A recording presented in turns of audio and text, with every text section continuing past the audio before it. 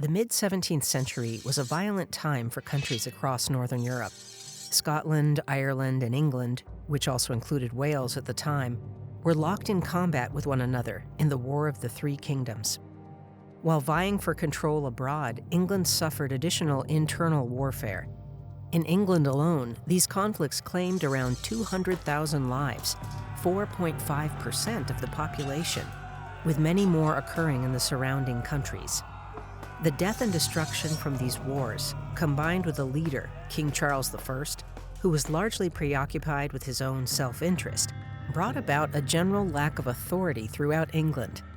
The previous king, King James I, had been a paranoid leader who was both fearful and fascinated with witchcraft and the dark arts. His anti-witchcraft laws paved the way for violence against his citizens, and women in particular, who were accused of witchcraft. Witch panics had already claimed lives in Scotland soon after the king and queen believed they were targeted by witches in 1590, when their ship was met with terrible storms in the North Sea. Decades later, one self-proclaiming man would rise to prominence in England and enforce terrifyingly cruel witch-hunting crusades, torturing and killing with no ramifications. Good evening.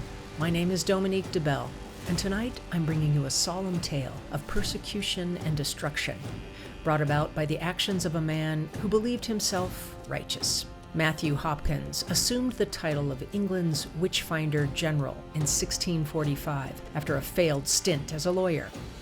His wealth grew as he left behind a trail of misery and fear in his pursuit across the land, swindling his way through various communities, before meeting an ironic end. Thank you for joining me as we delve into the haunting history of England's witch hunter.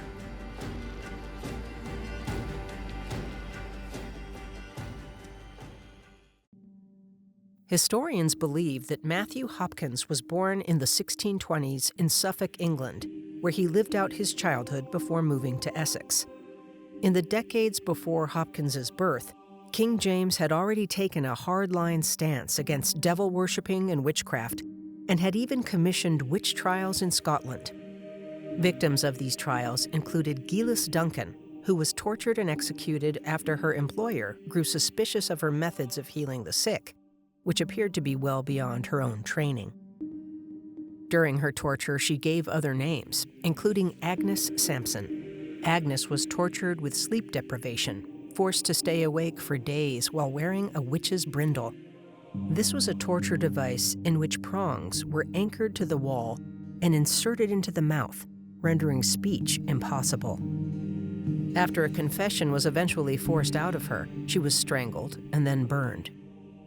A few years after the North Berwick witch trials, King James published a book titled Demonology, which included his beliefs and thoughts on witchcraft and magic, and what he believed the appropriate punishments for such transgressions.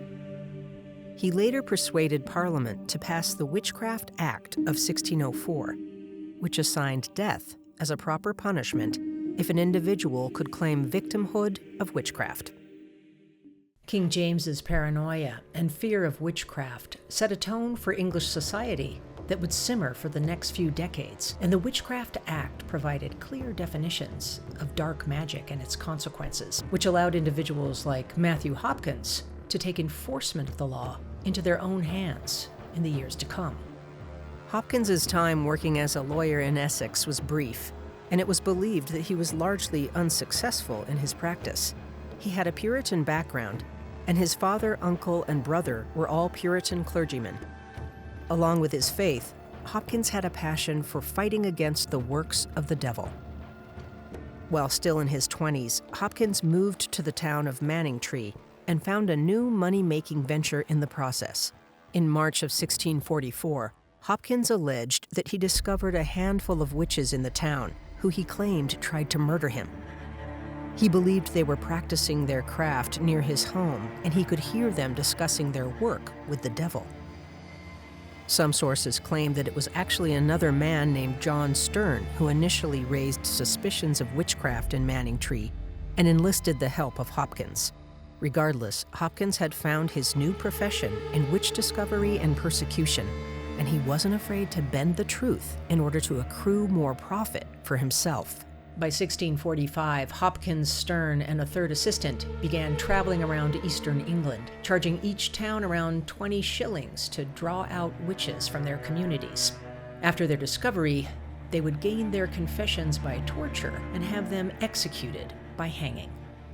By now, he had assumed the title of Witchfinder General and claimed he was officially commissioned to hunt and prosecute witches by Parliament. The offering of Hopkins's services seemed to spur on accusations in the East Anglia region, and the three men profited greatly off of the paranoia and suspicion of alleged witches, who were most often women in the region.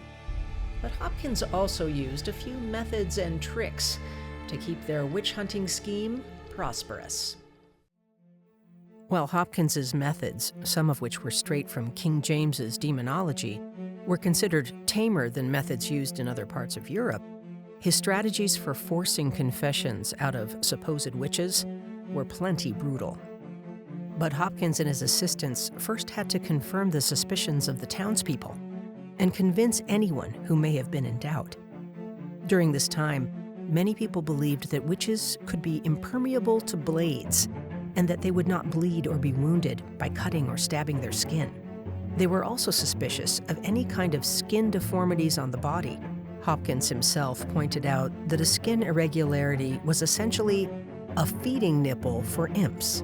If the person in question had their birthmark or scar pricked with a needle and they didn't feel pain, they were believed to be a witch. To seal the fate of the person under suspicion, Hopkins and his crew used retractable blades and needles and demonstrated for the townspeople how they didn't bleed or leave a mark on their skin. Once the town was convinced of their guilt, the suffering would only get worse from there. Hopkins had several methods of obtaining confession after the community had turned against an alleged witch. His preferred choice was called the swim test, and it involved binding the arms and legs of the victim to a wooden chair and throwing them into a body of water. Because they denied their baptism, it was believed that witches would float in the water.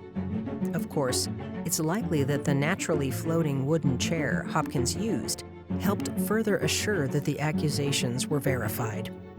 If the victim ended up drowning, it was understood that they would be accepted into heaven as innocent, but those who survived this ordeal without confessing would be promptly hanged, assumed to be damned to hell. Sleep deprivation was another tactical method of Hopkins. He and his assistants would force the victim to stay up and walk all night. Hopkins believed that witches would use their familiars for power and to threaten their accusers, but that these animals could only be summoned and fed when the witch was at rest. By forcing the alleged witch to stay awake, he was able to assure the safety of the accusers, all the while blocking the witch's supposed powers. The exhausted, tortured victims would either confess to witchcraft to end their suffering or be killed in the process before a confession was obtained. Once a confession was obtained, the victim was publicly hanged. It's impossible for historians to land on a specific number of how many people were killed as a result of Hopkins's murderous crusade, but it's believed that over his career, between 230 and 300 people fell victim to his cries of witchcraft. Thankfully, however, his time as Witchfinder General was cut short just 3 years after it began. In 1647, Hopkins published a pamphlet titled The Discovery of Witches, in which he detailed to the public his go-to methods for witch hunting. It seemed he was at the height of his success, and although he charged most towns 20 shillings for his services, his records show him charging much higher prices to at least one of the communities he visited. Some of the local communities even levied taxes to pay for Hopkins's witch hunting. By the time his writings were published, it was believed that his scheme had yielded around £1,000. This was an enormous amount of money for the time, equal to over 14,000 days of work for a skilled tradesman. While prominent people in the communities, such as clergymen and justices, readily believed Hopkins's witch hunting was for the greater good, other locals began to see through his grift. Some began to believe it was all done in the name of money, and they accused Hopkins of swindling them. Hopkins denied this, however, and stated he was putting his life on the line for the cause. In an ironic twist, some believe that Hopkins himself was accused of witchcraft sometime later. He was tested using his own favorite method, the swim test. Some stories differ as to whether he passed or failed, but either way, he met his end shortly afterward on August 12, 1647. In reality, he was not killed by drowning or hanging, as some rumors stated, but from an illness he contracted, which was likely tuberculosis. It's said that his ghost still haunts Mistley Pond in Essex, as some have claimed to see a man in 1600s clothing wandering around, particularly on Friday nights. Unfortunately, panic over witchcraft and dark magic didn't die with Hopkins, and many innocent people continued to suffer and die for what were ultimately small indiscretions against societal norms as the wars raged on. The last execution for witchcraft in England occurred in 1684 with a woman named Alicia Molland. By the end of the witch hunt era, an estimated 500 people had been executed for witchcraft in England. It's debated among historians whether the conclusion of the English Civil Wars led to the end of this era of medieval McCarthyism as law and order was restored on the home front, or if the public simply moved on from witchcraft discourse as the Age of Enlightenment began. While witch executions were left behind in the late 1600s, trials continued sporadically up until the last trials were held in 1717. Finally, in 1736, the English Parliament repealed witchcraft laws. These aspects of our history and the ways in which Matthew Hopkins was able to convince entire communities of an individual's guilt might seem ridiculous or unbelievable. But in many ways, it's important to continue to learn from the past and acknowledge those who became victims to panic and paranoia. Thank you again for joining me on another episode of Haunting History.